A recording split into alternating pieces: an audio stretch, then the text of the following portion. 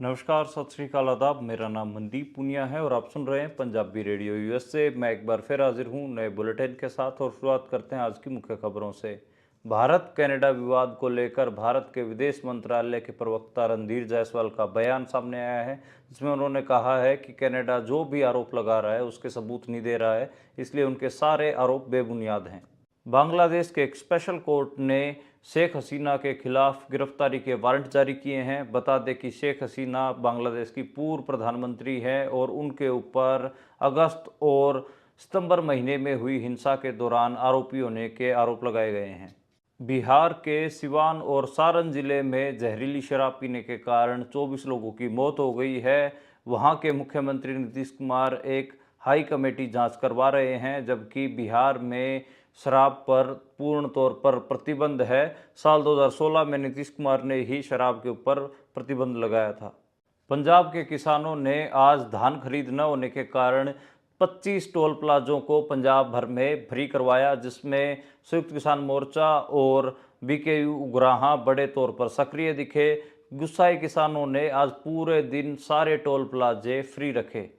SGPC ने ज्ञानी हरप्रीत सिंह का इस्तीफा नामंजूर कर दिया है। बता दें कि आज एसजीपीसी के प्रधान हरजिंदर सिंह धामी ने प्रेस कॉन्फ्रेंस आयोजित की, जिसमें उन्होंने कहा कि ज्ञानी हरप्रीत सिंह की सेवाओं की अभी पंथ को जरूरत है। आज हरियाणा के मुख्यमंत्री के तौर पर नायब सिंह सैनी ने शपथ ग्रहण की। आज उनके कार्यक्रम में भारत के प्रधानमंत्री नरेंद्र मोदी, केंद्रीय गृह मंत्री अमित शाह और कई राज्यों के मुख्यमंत्री शामिल थे। कुल 13 मंत्रियों को भी शपथ दिलवाई गई है, जिनमें से 11 कैबिनेट मिनिस्टर और 2 स्टेट मिनिस्टर के ओहदे पर शपथ दिलवाई गई है। हरियाणा विधानसभा चुनाव को लेकर कांग्रेस द्वारा सुप्रीम कोर्ट में लगाई गई एक याचिका को आज सुप्रीम कोर्ट ने खारिज कर दिया है। सुप्रीम कोर्ट में कांग्रेस 20 सीटों के ऊपर दोबारा से चुनाव करने की मांग कर रही थी, लेकिन सुप्रीम कोर्ट ने कहा है कि ये याचिका मुख्यमंत्री के शपथ ग्रहण समारोह को रुकवाने के लिए लगाई गई है, इसलिए इसे खारिज किया जाता है। ये थी आज की मुख्य खबरें। अब करते हैं इन खबरों का विश्लेषण और शुरुआत करते हैं पहली खबर से। पहली खबर भारत और कनाडा विवाद को लेकर है। बहुत बहुत ज़्यादा इसमें एक हिसाब से गरमाई आ रही है और जो कनाडा के प्राइम मिनिस्टर हैं जस्टिन ट्रूडो, उन्होंने वहाँ पर प्रेस कॉन्फ्रेंस भी की, जहाँ पर जिसमें उन्होंने कई गंभीर आरोप भारत के ऊपर लगाए थे। उनमें से चाहे ये बात हो कि लॉरेंस बिश्नोई गैंग का भारत के एजेंट के साथ संपर्क था, या फिर हरदीप सिंह निज्जर की डेथ को लेकर हों, या और भी कई ऐसे मामले थे जिनको लेकर जो भारत और कनाडा एक दूसरे के प्रति सहज नहीं दिखे। आज उस प्रेस कॉन्फ्रेंस के जवाब में जो भारत का पक्ष है, भारत के विदेश मंत्रालय के प्रवक्ता हैं रणधीर जायसवाल, उन्होंने भी प्रेस कॉन्फ्रेंस करके उसका जवाब देने की कोशिश की है। इसमें उन्होंने कहा है कि कहीं ना कहीं कोई भी सबूत जस्टिन ट्रूडो की तरफ से नहीं दिया गया, वो सिर्फ आरोप लगा रहे हैं। इसके अलावा उन्होंने ये भी कहा कि उन्होंने कनाडा गवर्नमेंट को कुछ लोगों की लिस्ट भी सौंपी हुई है, जिसमें लॉरेंस बिश्नोई गैंग के आदमी भी हैं, जिनको वो भारत वापस लाना चाहते हैं, वहाँ पे गिरफ्तार करना चाहते हैं, लेकिन सहयोग कनाडा की तरफ से नहीं किया जा रहा है। कनाडा और भारत के रिश्ते इतने ख़राब हो चुके हैं कि दोनों ने अपने जो एम्बेसीज हैं, उनके जो बड़े बड़े अहदेदार हैं, उनको वापस बुला लिया है। तकरीबन 6 के आसपास डिप्लोमेट्स कनाडा ने भारत से वापस बुलाए हैं और भारत ने कनाडा से 7 के आसपास डिप्लोमेट वापस बुलाए हैं। हालांकि दोनों देश ये दावा कर रहे हैं कि उन्होंने एक दूसरे के डिप्लोमेट्स को निकाला है, देश से निकाला है। खैर, सच्चाई क्या है वो तो अब आप सबको पता ही है। लेकिन इसमें एक जो दिलचस्प बात यह है कि जो जस्टिन ट्रूडो जिन पॉइंट्स को हाईलाइट कर रहे हैं, उनको लेकर जो इंडिया का पक्ष है उस पर कोई साफ एक हिसाब से सफाई नहीं आ पाई है। जस्टिन ट्रूडो ने यह भी कहा कि जो इंडियन एजेंसीज हैं उनके पास इस चीज़ के सबूत हैं, उनको आगे लेके आना चाहिए, लेकिन ऐसी कोई भी सबूत इंडियन एजेंसीज की तरफ तो नहीं दिखाए गए। इसके अलावा जो कांग्रेस है, कांग्रेस ने भी इस पूरे मामले के ऊपर एक महत्वपूर्ण बात कही है। कांग्रेस के बड़े नेता पवन खेड़ा ने कहा है कि जो लोकसभा है, लोकसभा में लीडर ऑफ अपोजिशन है और राज्यसभा में भी लीडर ऑफ अपोजिशन है, उन दोनों को कहीं ना कहीं इंडियन गवर्नमेंट को कॉन्फिडेंस में लेना चाहिए। और ये इंटरनल सिक्योरिटी का मामला है, और देश की सुरक्षा का मामला है। इसमें अगर लीडर ऑफ अपोजिशन राज्यसभा और लोकसभा दोनों साथ में रहेंगे और उनको पूरा ब्रीफ किया जाएगा, तो इस पर वो बेहतरी से पक्ष रख पाएंगे, लेकिन बिना कोई बात जाने वो कैसे पक्ष रख सकते हैं। तो ये एक बात है कि लीडर ऑफ अपोजिशन और राज्यसभा से लोकसभा वो दोनों ही चाह रहे हैं कि उनको भी कॉन्फिडेंस में लिया जाए और उनको भी पूरे घटनाक्रम को ब्रीफ किया जाए। हालांकि जो इंडियन पक्ष है उसकी तरफ से कोई बहुत क्लैरिटी आई नहीं है, और हालांकि अलग अलग किस्म की बयानबाजियां हो रही हैं, अभी इसमें बहुत सारी इन्फॉर्मेशन आना बाकी है। अगली खबर की ओर बढ़ते हैं, और अगली खबर बांग्लादेश से आई। बांग्लादेश में एक स्पेशल कोर्ट ने वहां की पूर्व प्रधानमंत्री शेख हसीना को कहीं के ऊपर गैर जमानती वारंट जारी किए हैं, उनकी गिरफ्तारी के वारंट जारी किए हैं। बता दें कि जुलाई और अगस्त में जो स्टूडेंट मूवमेंट चला था वहाँ पर जो हिंसा हुई है उसका आरोपी शेख हसीना को बनाया जा रहा है, और कहा जा रहा है कि उनकी गिरफ्तारी होनी चाहिए। और अभी आप सबको पता है कि शेख हसीना हैं वो बांग्लादेश में नहीं है, तो उनकी गिरफ्तारी की लगातार मांग चल रही है। तो देखना होगा कि उनके इस मामले में क्या रहता है। बांग्लादेश में एक हिसाब से जो एक तख्ता पलट हुआ है उसमें क्या रुख जो राजनीतिक उनसे पहले की जो राजनीतिक लोग रहे उनके साथ रहेगा, और आगे भी जो राजनीतिक बंदियों वाला क्वेश्चन है वो कैसे डील करेगी बांग्लादेश की नई सरकार, वो भी देखने वाला है। अगली खबर की ओर बढ़ें तो अगली खबर मुंबई से आई। मुंबई में जो एनसीपी के बड़े नेता बाबा सिद्दीकी की जो डेथ हुई थी, उनके बेटे जीशान सिद्दीकी ने कहा है कि उनके पिताजी की मौत के ऊपर राजनीति ना की जाए। अब ये उनके ठीक है कि उनके बेटे हैं, मेरे को तो थोड़ा सा इमोशनल स्टेटमेंट लगता है। उसका रीज़न ये है, अब उनके बेटे को डिसाइड करना पड़ेगा कि क्या उनके पिताजी का जो कत्ल है वो कोई ऐसे एकदम इंडिविजुअल किस्म का है, या सिर्फ मतलब निजी मसला है कोई, या फिर वो पॉलिटिकल मर्डर है। अगर पॉलिटिकल मर्डर है तो इसको फिर पॉलिटिकली परस्यू करना पड़ेगा, इस पर आवाज़ भी उठानी पड़ेगी। तो ये एक मुझे लगता है, हालांकि कहना आसान है कि किसी मर्डर पॉलिटिकल मर्डर के ऊपर परस्यू करना, क्योंकि माइनॉरिटीज़ को अलग अलग थ्रेट्स भी हैं, और हो सकता है कि जीशान सिद्दीकी को भी कोई थ्रेट हो। इस वजह से मेरे को लगता है कि उन्होंने एक स्टेप पीछे लिया है। मेरे को लगता है कि उनको इस पर दोबारा विचार करना चाहिए, और अगर उनके पिताजी का जो मर्डर है वो पॉलिटिकल है तो इसके ऊपर पॉलिटिकल स्टेप आगे लिए जाने चाहिए, और कोई धरना प्रदर्शन हो, आंदोलन हो, या कोई मांग हो, वो होनी चाहिए। हालांकि जीशान सिद्दीकी ने कहा है कि उनके पिताजी की मौत में उनको न्याय चाहिए, उनके परिवार को, और न्याय उनको मिलना भी चाहिए। तो ये एक मोटी मोटी अपडेट जो लॉरेंस बिश्नोई गैंग ने बाबा सिद्दीकी मर्डर में की है उससे जुड़ी थी, मेरे को लगा कि ये भी आप तक शेयर कर दूं। अगली खबर की बात करें तो अगली खबर बिहार से आई। बिहार के सिवान और जो सारण जिला है वहाँ पर 24 लोगों की मौत जहरीली शराब पीने से हो गई है। 20 लोग सिवान में मरे हैं और सारण से 4 लोग मरे हैं। अब बिहार एक ऐसा राज्य है जिसमें साल 2016 में नीतीश कुमार ने, जो वहाँ के मुख्यमंत्री हैं, उस समय भी मुख्यमंत्री थे, उन्होंने शराब के ऊपर टोटली बैन लगा दिया था। कोई भी बिहारी शराब नहीं पी सकता था, लेकिन फिर भी बिहार में हम सबको पता है कि जो इलीगल शराब है, वो अवैध शराब है, वो लगातार चलती है, और उसी को पीने के कारण, उसी जहरीली शराब को पीने के कारण 24 लोगों की मौत भी हुई है। इसको लेकर नीतीश कुमार कोशिश कर रहे हैं कि थोड़ा मामले को न्यूट्रलाइज किया जाए। वो कह रहे हैं कि हमने हाई पावर कमेटी बना दी है, मैंने भी उससे फीडबैक लिया है, मैं भी लगातार टच में हूँ। लेकिन सच्चाई बात यह है कि जहरीली शराब पीने से बिहार में बहुत सारे लोगों की मौतें पहले भी हुई हैं। इसको थोड़ा सा सीरियसली परस्यू भी करना चाहिए। खाली आप शराब के ऊपर बैन लगा देते हो उससे सारा मामला शॉर्ट नहीं हो जाता।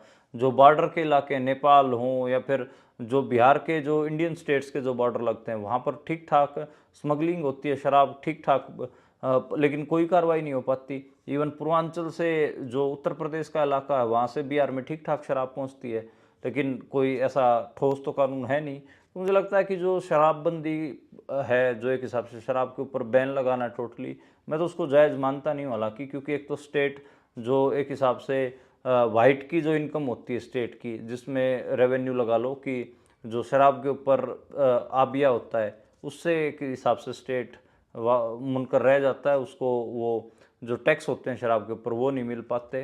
तो और जो इलीगल माफिया है शराब का, लिकर माफिया है, वो लगातार शराब बेचता है और ब्लैक मनी खूब कमाता है। तो मेरे हिसाब से जो एक्साइज और टैक्सेशन है वो शराब के ऊपर, वो तो स्टेट को करनी चाहिए। और शराब के ऊपर स्टेट पैसे कमा ले, बजाय कि इलीगल इस किस्म की जो घटिया शराब, नकली शराब जो लिकर माफिया बेचता है, उससे बढ़िया तो स्टेट खुद इसको परस्यू कर ले। तो मुझे लगता है कि ये जो बैन वाला है इसको तो मैं प्रैक्टिकल ज़्यादा मानता नहीं। जिसने पीनी हो तो पिएगा, चाहे उसको नेपाल से लेके आनी पड़े, चाहे भारत के किसी दूसरे राज्य से लेके आनी पड़े। और जब लिकर माफिया सक्रिय होता तो फिर ऐसी घटनाएं हमारे सामने भी आती हैं। अगली खबर की ओर बढ़े तो अगली खबर मध्य प्रदेश से है। मध्य प्रदेश के हाईकोर्ट में एक माइनॉरिटीज़ को, एक मुस्लिम माइनॉरिटी के लड़के को बेल देते हुए कहा है कि उसको थाने में महीने में 2 बार जाके 21 बार भारत माता की जय बोलना पड़ेगा, झंडे को सलामी देनी पड़ेगी।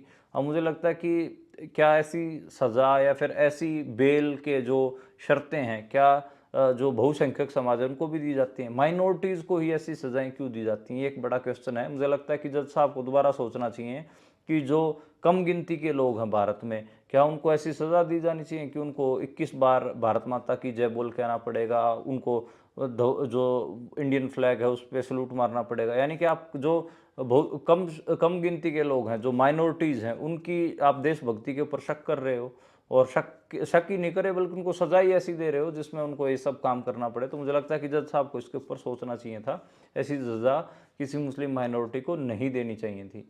अगली खबर की ओर बढ़े तो अगली खबर पंजाब से है। पंजाब में हम सबको पता है कि मंडियों में किसानों का धान लगातार जमा होता जा रहा है, खरीद ढंग से शुरू नहीं हुई है, और उसी से गुस्सा होकर आज किसानों ने पंजाब के 25 टोल प्लाजों को फ्री कर दिया। पंजाब में टोल प्लाजों को पूरा दिन किसानों ने फ्री रखा, और किसानों की यही मांग थी कि हमारी जो धान की खरीद है उसकी रेगुलर खरीद होनी चाहिए, उसकी ढंग से खरीद की शुरुआत सरकार करे। इसके अलावा किसानों ने, जब किसानों की बात को आज किसी ने एड्रेस नहीं किया, तो उन्होंने कहा कि कल वो आम आदमी पार्टी के नेताओं के घरों का घेराव करेंगे। जब तक धान खरीद ढंग से शुरू नहीं हो जाती, किसानों ने कहा है कि वो आंदोलित रहेंगे। अगर कल तक धान खरीद शुरू नहीं होती तो फिर आम आदमी पार्टी के नेताओं के घरों का घेराव आपको किसानों की तरफ से दिखेगा। पंजाब में 14 जिलों में ये जो किसानों का आंदोलन है इसका असर दिखा। लगभग 25 के आसपास टोल प्लाजा फ्री रहे, पूरे दिन फ्री रहे, और इसमें संयुक्त किसान मोर्चा हो, बीकेयू, उग्राहा हो, या फिर जो बॉर्डर पर किसान जत्थेबंदियां बैठी हैं, चाहे स्वर्ण पंदेर की हो या फिर डल्लेयाड़ की हो, सारे इसमें एक साथ एकजुट थे, और सब ने अपने अपने जिन जिन जिन जगहों पर जिन जिन किसान यूनियनों का काम है वहाँ पर उन्होंने टोल प्लाजों के ऊपर एक हिसाब से टोल प्लाजों को फ्री करवाया और किसानों की डिमांड्स के लिए लड़ाई लड़ी। अगली खबर की ओर बढ़ते हैं, और जो अगली खबर है वो कल जो पूरा घटनाक्रम था एसजीपीसी के इर्द गिर्द, और जो कल ज्ञानी हरप्रीत सिंह ने लाइव आकर ये बात कही कि वो इस्तीफा दे रहे हैं क्योंकि उनकी किरदार खुशी की कोशिश हो रही है, यानी कि उनके जो किरदार के ऊपर लगातार हमले हो रहे हैं। इसको लेकर उसके बाद श्री अकाल तख्त साहिब के जत्थेदार ज्ञानी रघुबीर सिंह का भी बयान आया कि अगर ज्ञानी हरप्रीत सिंह का इस्तीफा अगर स्वीकार होता है तो फिर हम बाकी के जितने भी सिंह साहिबान हैं वो भी इस्तीफा दे देंगे। और इसको लेकर एसजीपीसी को भी अपना एक स्टैंड लेना पड़ा है, और एसजीपीसी के जो प्रधान हैं हरजिंदर सिंह धामी, उनको भी प्रेस कॉन्फ्रेंस करके कहना पड़ा है कि उन्होंने ज्ञानी हरप्रीत सिंह का इस्तीफा मंजूर नहीं किया है, अभी ज्ञानी हरप्रीत सिंह की सेवाओं की पूरे पंथ को ज़रूरत है, ये बात उन्होंने कही है। अब ये सारा मामला आप सबको पता है कि ये कहाँ से शुरू हुआ। ये सुखबीर बादल की जो एक हिसाब से एक जो उनका पूरा मामला है वहाँ से शुरू होता है, और उसके बाद ये खिंचता खिंचता यहाँ तक आ गया है कि ज्ञानी हरप्रीत सिंह इस्तीफे की बात कह रहे हैं। दरअसल विरसा सिंह बल्टोहा लगातार सुखबीर सिंह बादल के पक्ष को मजबूत करने के लिए या उनको डिफेंड करने के लिए लगातार ज्ञानी हरप्रीत सिंह के ऊपर भी बयानबाजी कर रहे थे। उन्होंने भी कल पूरा दिन इंटरव्यूज़ दिए जिसमें उन्होंने कहा कि जो सिंह साहिबान हैं उनके ऊपर आरएसएस बीजेपी का दबाव है कि वो सुखबीर बादल के ऊपर कार्रवाई करें। इस किस्म की जो पॉलिटिकल लाइन है, हालांकि वो बहुत क्लियर नहीं बोल रहे, लेकिन ऐसी पॉलिटिकल लाइन विरसा सिंह बल्टोहा ले रहे हैं, जिसके कारण एक हिसाब से जो श्री अकाल तख्त साहिब के जत्थेदार हैं उन्होंने विरसा सिंह बल्टोहा को 10 साल के लिए अकाली दल से निकालने की बात कही, और उसको अकाली दल ने लागू नहीं किया। अकाली दल ने बल्कि ये एक ट्वीट किया कि विरसा सिंह बल्टोहा का इस्तीफा मंजूर कर दिया गया है, जबकि जो श्री अकाल तख्त साहिब से जो एक आदेश आया था वो तो उनको 10 साल के लिए निकालने का था, लेकिन अकाली दल ने श्री अकाल तख्त साहिब के जो जो फैसला था, पॉलिटिकल फैसला था, उसकी अनदेखी की। मुझे लगता है कि सुखबीर सिंह बादल अब की बार भी ये मान रहे थे कि उनको सज़ा दी जाएगी, वो धार्मिक सज़ा जैसा कुछ दे दिया जाएगा, जैसे कि किसी गुरुद्वारा साहिब में वो उनको बूट पॉलिश के लिए बोल दिया जाएगा, कोई लंगर सेवा कर लिए बोल दिया जाएगा, सफाई करने के लिए बोल दिया जाएगा श्री गुरुद्वारा साहिब में। तो इस किस्म की सज़ाएँ सोच रहे थे, लेकिन जो राजनीतिक सज़ा अब की बार श्री अकाल तख्त साहिब ने देने की बात करी, जिसमें विरसा सिंह बल्टोहा को पहले एक हिसाब से टारगेट बनाया गया है। सुखबीर सिंह बादल पे हालांकि सज़ा का ऐलान होना है, तो सुखबीर सिंह बादल और उनका जो पूरा धड़ा है वो ये डर रहा है कि कहीं उनके खिलाफ राजनीतिक सजा का ऐलान ना हो जाए, इसलिए ये सारा मामला है और ये मामला इतना पेचीदा होता जा रहा है। जो भी सीनियर पत्रकार हैं जो पंथक पॉलिटिक्स को कवर करते हैं, उनको मैं सारों को सुन रहा था। इसमें यही एक मेरे को तो मोटा मोटा अंडरस्टैंडिंग यही हो रही है कि जो पंथक संस्थाएं हैं और पंथक राजनीति करने वाले दूसरे धड़े हैं या पंथक राजनीति को समझने वाले जो लोग हैं, वो कहीं ना कहीं इस पूरे मामले में जो सिख इंस्टीट्यूशंस हैं, जो सिख चाहे श्री अकाल तख्त साहिब हों या फिर जो जितने भी ज्ञानी हैं, सिंह साहिबान हैं और जितने भी एसजीपीसी है, उनके साथ वो खड़े नजर आ रहे हैं। और विरसा सिंह बलटोहा के एक्ट को वो क्वेश्चन मार्क देख रहे हैं कि विरसा सिंह बलटोहा जो कर रहे थे वो कहीं सुखबीर बादल के इशारे पे तो नहीं किया जा रहा था, और अकाली दल और सुखबीर सिंह बादल की किस्मत का फैसला भी कहीं ना कहीं होने जा रहा है। ये सारा मतलब ये मामला इतना ज़्यादा ब्लास्ट नहीं होना था। ये मामला ज़्यादा ब्लास्ट मुझे लगता है कि इसमें जो प्रदीप कलेर की इंटरव्यू है ना, जो ये डेरा सच्चा सौदा के पॉलिटिकल विंग के आदमी हैं पंजाब के, उनकी इंटरव्यू ने बहुत ज़्यादा इस पूरे मामले को एक हिसाब से गर्म कर दिया, जिसके कारण ये सब हो रहा है। और इसमें सुखबीर सिंह बादल की का पॉलिटिकल करियर भी कहीं ना कहीं स्टेक पे है। अगर थोड़ी सी चूक होती है, अगर वो ऐसे ही जिस हिसाब से उन्होंने विरसा सिंह बलटोहा के माध्यम से ये चीज़ें क्रिएट करने की कोशिश की, अगर ऐसे ही करते रहे तो फिर उनके लिए मुसीबत आनी तय है। खैर, अगली खबर की ओर बढ़ते हैं और अगली खबर हरियाणा से आई। हरियाणा में आप सबको पता है कि आज हरियाणा के मुख्यमंत्री के तौर पर नायब सिंह सैनी ने पंचकुला में शपथ ली है। उस शपथ ग्रहण समारोह में भारत के प्रधानमंत्री नरेंद्र मोदी भी मौजूद थे, गृह मंत्री अमित शाह भी मौजूद थे और कई राज्यों के, चाहे महाराष्ट्र बंगाल कह रहा हूँ, महाराष्ट्र, गुजरात, आंध्र प्रदेश के जो मुख्यमंत्री हैं, उत्तराखंड, वो भी पहुंचे हुए थे। और बड़ा समारोह था। इसमें नायब सिंह सैनी ने बतौर मुख्यमंत्री और 13 दूसरे विधायकों ने बतौर मंत्री शपथ ली है, जिसमें से 11 को कैबिनेट मंत्री बनाया गया है और 2 को राज्य मंत्री बनाया गया है। इनमें से 13 मंत्रियों में से 5 मंत्री ओबीसी हैं, 2 महिलाएं हैं। तो एक हिसाब से नॉन जाट कार्ड देखने को मिला। सिर्फ 2 जाटों को मंत्री बनाया गया है, महिपाल ढांडा को और जो श्रुति चौधरी है उनको। तो मान लो कि एक मुख्यमंत्री हुए और 13 मंत्री हुए, टोटल 14 हो गए। 14 में से सिर्फ 2 लोगों को बनाया गया है, जबकि हरियाणा में जो जाट पॉपुलेशन है करीबन 30% के आसपास है। 25 जो हिंदू जाट हैं और 3% सिख जाट हैं, तो 28% बनती है। 28% के ऊपर सिर्फ 2 मंत्री बनाए गए। अब हालांकि ये भी देखना होगा कि महिपाल ढांडा को और श्रुति चौधरी को मंत्रालय कौन सा दिया जाता है, उसके बाद बहुत सारी चीज़ें क्लियर होंगी।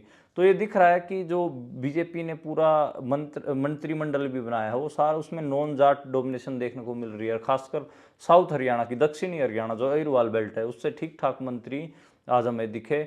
उसमें बेशक से राव नरबीर हों या फिर राव आरती हों या राजेश नागर हों या राहुल गौतम हों, तो एक बड़ा नंबर दिख रहा है साउथ हरियाणा से मंत्रियों का। तो वो भी समझना होगा। और जीटी रोड बेल्ट और साउथ हरियाणा को ही ज़्यादा तवज्जो दी गई है। सेंट्रल हरियाणा से तो मुझे लगता है कि एक तो श्रुति चौधरी हैं जिनको, और एक रणवीर गंगवा हैं, बाकी तो मेरे को कोई सेंट्रल हरियाणा का ऐसा दिख नहीं रहा। विपुल गोयल हैं, वो भी साउथ हरियाणा के ही हैं, जिनको अनिल विज हैं वो जीटी रोड बेल्ट के हैं, नायब सिंह सैनी खुद जीटी रोड बेल्ट के हैं। तो एक बड़ा दबदबा, Mahipal Dhanda GT road belt के हैं और राव आरती साउथ हरियाणा से हैं। तो एक बड़ा दबदबा कहीं ना कहीं इस जो सैनी की कैबिनेट है इसमें साउथ हरियाणा के लोगों का दिख रहा है। खैर, अगली खबर की ओर बढ़ते हैं और अगली खबर है कांग्रेस के बारे में। कांग्रेस ने एक याचिका भी दायर की थी सुप्रीम कोर्ट में कि हरियाणा विधानसभा में ईवीएम की गड़बड़ियों के कारण 20 विधानसभाओं के ऊपर दोबारा से वोटिंग करवाई जाए। सुप्रीम कोर्ट ने उस याचिका को खारिज कर दिया और ये कहा कि क्या आपने याचिका इसलिए दाखिल किया कि हरियाणा के सीएम का शपथ ग्रहण समारोह रुकवा सके, तो उन्होंने खारिज कर दिया। उन्होंने कहा कि आपके जो चीज़ें हैं उनको एड्रेस चुनाव आयोग करेगा, और उन्होंने जवाब भी दिया है। तो एक हिसाब से जो ईवीएम को मुद्दा बना के कांग्रेस थोड़ा सा हरियाणा के विधानसभा चुनाव में जो गड़बड़ियां हुई उनको लेकर जो अपना एक हिसाब से मेकअप करने की कोशिश कर रही थी, वो भी कहीं ना कहीं अब धुलता दिख रहा है। हरियाणा कांग्रेस में सब कुछ ठीक नहीं चल रहा है। उसका एक उदाहरण ये भी है कि हरियाणा कांग्रेस के बड़े ओबीसी नेता कैप्टन अजय यादव ने कांग्रेस को अलविदा कह दिया। उन्होंने कहा है कि जो कांग्रेस पार्टी के लोगों ने उनकी आवाज़ नहीं सुनी, उनके बेटे भी चुनाव हार गए रेवाड़ी से चिरंजीव राव। और इसके अलावा कांग्रेस में भूपेंद्र हुड्डा ने शक्ति प्रदर्शन भी किया कल शाम को। तकरीबन 31 विधायकों 37 में से 31 विधायक उनके आवास स्थान पर मौजूद रहे। और भूपेंद्र हुड्डा कहीं ना कहीं सीएलपी यानी कि विधानसभा में नेता विपक्ष बनना चाहते हैं। इसके लिए सारी लामबंदी भी हो रही है। तो ये भी देखना होगा कि आपको कांग्रेस के ऊपर भी देखना होगा कि हरियाणा कांग्रेस में क्या चल रहा है। एक तरफ तो लोग और हाईकमान कह रहा है कि भूपेंद्र हुड्डा को साइडलाइन किया जाएगा, वहीं भूपेंद्र हुड्डा अपने विधायकों को अपने घर पर इकट्ठा करके शक्ति प्रदर्शन भी कर रहे हैं। और जो सीएलपी जो पोस्ट है उसके ऊपर कहीं ना कहीं जो नेता विपक्ष है उसके लिए हाथ पैर मारते दिख रहे हैं। तो आज के लिए इतना ही। ये थी आज की मुख्य खबरें और उनका विश्लेषण। कल दोबारा मुलाकात होगी नई खबरों के साथ, नए विश्लेषण के साथ।